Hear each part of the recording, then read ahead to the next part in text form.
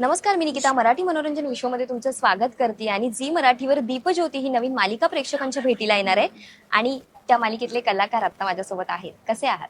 मस्त, खूप मस्त. तू मस्त. कशी आहेस? पण मस्त. कसा आहेस? मस्त यार. कसं दिसतोय तुला मी? छान दिसतोय. अरे, thank you. नवीन मालिका, किती एक्साइटमेंट? खूप आहे, खूप एक्साइटमेंट आहे. असं लॉन्च वगैरे होतोय मालिकेचं, तर खूप छान वाटतंय, प्रिव्हिलेज वाटतं.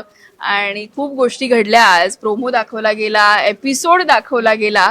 सो हे ओव्हरऑल पण आयुष्यात पहिल्यांदाच घडतंय असं झी मराठीने केलंय. सो गंमत वाटली आणि खूप खरं तर ना आपल्याला माहित नसतं पहिला एपिसोड किंवा कसं होणार आहे, काय आहे, काहीच माहित नसतं. आता एक वेगळ्या प्रकारची ऊर्जा मिळाली. आता 13 तारखेला जे काही येणार आहे तुमच्या समोर, त्याचा पहिला लॉन्च जेव्हा आज झाला तेव्हा प्रेक्षकांच्या प्रतिक्रिया, सगळ्यांनी इतकं भरभरून कौतुक केलं, ही खूप मोठी गोष्ट वाटते आणि वेगळ्या प्रकारे आनंद येतोय आता, की छान वाटणार आहे. काय सांगशील? काय मला तर जेव्हा अशी नवीन मालिका येते किंवा काय येते तेव्हा असे जे इंटरव्ह्यूज द्यायला जी मजा येते खरंच धमालच ते. मला असं वाटतं आणि थेट मी तुमच्याशी बोलतोय ना, हा, त्यांच्याशी बोलायला मिळत नाही बरेचदा. खरंय. त्यांना समजा मला ऐकायचं असेल तर ते मिळत नाही. सो आय थिंक सो हे सगळ्यात बेस्ट आहे. मस्त. मजा बरं, येते. तुमची मैत्री किती स्ट्रॉंग झाली आहे या दरम्यान? छान झाली, मजा खूप येते. स्ट्रॉंग आहे. आधीपासूनच ओळख असल्यामुळे आधीपासून ओळख असल्यामुळे गोष्टी सोप्या होतात. पण नवनवीन गोष्टी काय म्हणतात, कळतायत, काही गोष्टी कशा होणार आहेत त्याची मजा येते. सीन करताना गंमत येणार आहे हे कळतंय. सो आमचे अजून सीन असे लागले नाहीयेत, पण मजा येणार आहे. येस. आणि लॉन्च सोहळा तर कमाल झालाय.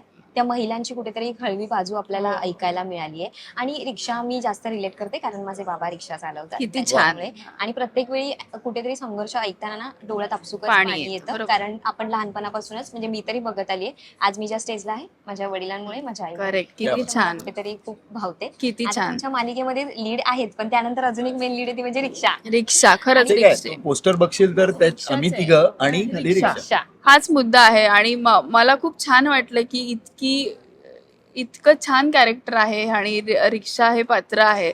माझ्या आयुष्यात इतकी महत्वाची होईल रिक्षा असं कधी वाटलं नव्हतं.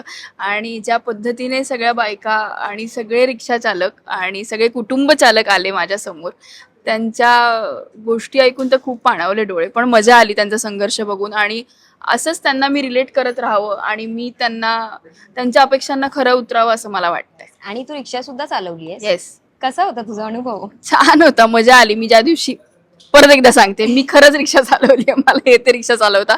पण ज्या दिवशी शूट होतं त्याच दिवशी रिक्षा चालवायला घेतली. सो गंमत आहे. उद्या तुलाही येईल अगं, तुझे तर बाबा रिक्षा चालवतात, पण तुलाही माहिती आहे सोपी आहे रिक्षा चालवणं, कठीण नाहीये.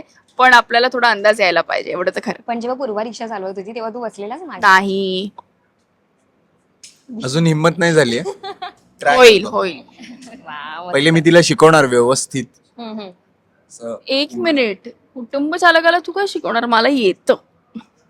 ऍक्टिंग नाही. ऍक्टिंग करता येते तुला. नाही नाही, मी रिक्षा चालवली आहे. ऍक्टिंग खूप उत्तम करतेस तू पूर्वा. आमचं आत्ताच भांडण होणार आहे. पूर्वा अप्रतिम अभिनय करतेस. थँक्यू. बरं, प्रोमो थोडासा इमोशनल आहे प्रोमो, पण तो प्रोमो शूट करताना तुम्हाला किती मजा आली? हो, म्हणजे जेव्हा पहिला प्रोमो येतो तेव्हा असं हे वाटतं की अरे काहीतरी मस्तच दिसणार आहे. पण जेव्हा खूप ती स्टोरीज दिसायला लागते तर कळतं की बापरे, खूप त्रासदायक पण आहेत गोष्टी ह्याच्यात.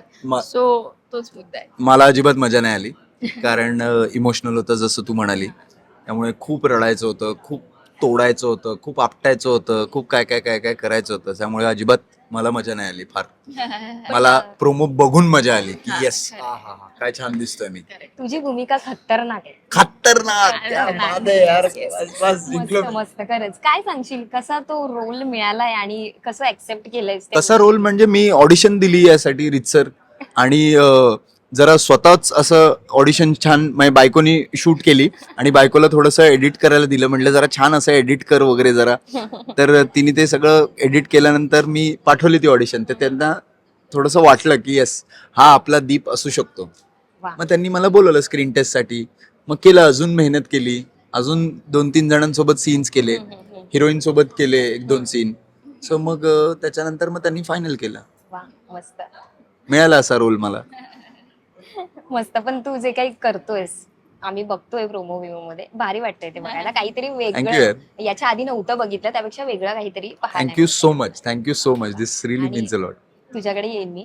तुझी आधीची भूमिका फार वेगळी होती, हा, त्यानंतर thank you. पुन्हा आता वेगळी भूमिका, पण कुठेतरी ना म्हणजे प्रेक्षकांना ती गोष्ट बघायला सुरुवातीला अरे बापरे हा, मी असं बघतोय. So correct. तू त्या गोष्टीसाठी किती हे होतीस, प्रिपेअर होती? प्रिपेअर तर अजिबात नव्हते, पण तेच हे थोडं आव्हानात्मकच आहे की आपण एक एक अशा प्रकारचं कॅरेक्टर केले ते खूपच गाजलेलं आहे आणि ती छाप थोडीशी मोडून आपण वेगळ्या प्रकारे लोकांसमोर येणार आहोत. ही गंमतच आहे, पण तेवढं चॅलेंजिंग पण आहे. मजा येते ज्योती करायला. आपण सेम सेम पात्र करत नाही आहोत ह्याची गंमत येते.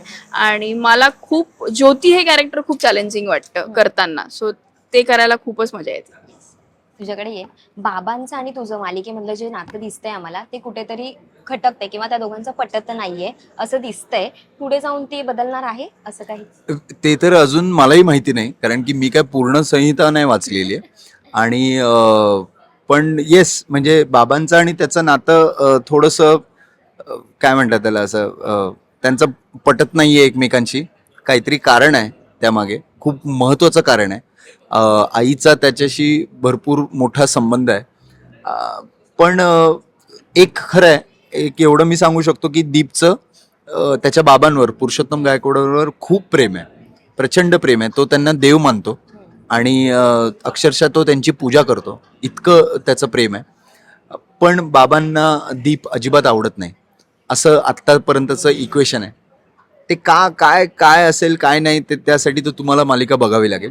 पण हे जे नातं आहे, आजपर्यंत मी असं कुठलं नातं प्ले केलेलं नाहीये मालिकांमध्ये. आणि असं बऱ्याच जणांचं आहे, मला एवढं माहिती आहे की बाप मुलाचं नातं बरेच जण बोलत नाही, असे व्यक्त होत नाही. एक तर बाप व्यक्त होत नाही, नाही तर मुलगा व्यक्त होत नाही, पण काहीतरी असतं त्यांच्यातलं. ते दोघंही एकतर पुरुष आहेत आणि दोघंही आपले इमोशन्स सप्रेस करत असतात सतत. सो मला असं वाटतं ही जी केमिस्ट्री आहे ती प्ले करायला खरंच खूप मजा येते आणि इथून पुढे खूप मजा येईल, तुम्हाला बघायला पण खूप मजा येईल. पण याच दरम्यान मला तुझ्या बाबा आहे तुझे खऱ्या आयुष्यातले, त्यांच्याबद्दल तुला आता थोडंसं व्यक्त व्हायचंय, तर काय सांगशील बाबांबद्दल? बाबा, आय लव्ह यू. मस्त. I just love you. I have always loved you. आणि मी आता एक रिसेंटली एका ठिकाणी बघितलं की अरे तुम्ही आपल्या बाबांना आय लव्ह यू म्हणत नाही. So yes, I love you. तुम्ही बघत असाल तर. भाऊ बहिणीचं नातं मालिकेमध्ये पाहायला मिळते. Yes. तुला या दरम्यान तुझ्या खऱ्या आयुष्यातल्या भाऊ बहिणींबद्दल काही व्यक्त व्हायचंय का? खरं तर आता हे सांगणं बरोबर नाही, पण माझा भाऊ नाही आहे आणि माझे आई बाबा पण नाही आहेत. बट ते असते तर त्यांना खूप भारी वाटलं असतं, एवढं तर कन्फर्म आहे. पण तेच मजा येते, त्यांच्यासाठी हे डेडिकेट आहे. आणि खरं तर मुद्दा इमोशनल गोष्टीचा हाच आहे की माझ्या आईचं नाव ज्योती आहे. सो ही कनेक्ट आहेच चांगला की ज्योती हे कॅरेक्टर करायला मजा येते. सो सोबत आहोत एवढं तर कन्फर्म. वा, थँक्यू. छान वाटलंय खरं तुमच्याशी Yes. बोलून. तुम्ही जाता जाता आपल्या प्रेक्षकांना काय सांगाल? काय नाही, आतापर्यंत जितका प्रतिसाद दिला, जितकं छान छान आम्हाला प्रोत्साहन दिलं, तसंच करत राहा. आणि दीप ज्योती नक्की बघा 13 तारखेपासून रोज रात्री 8 वाजता. फक्त आपल्या झी मराठीवर. तुला काय बोलायचं? Yes, same.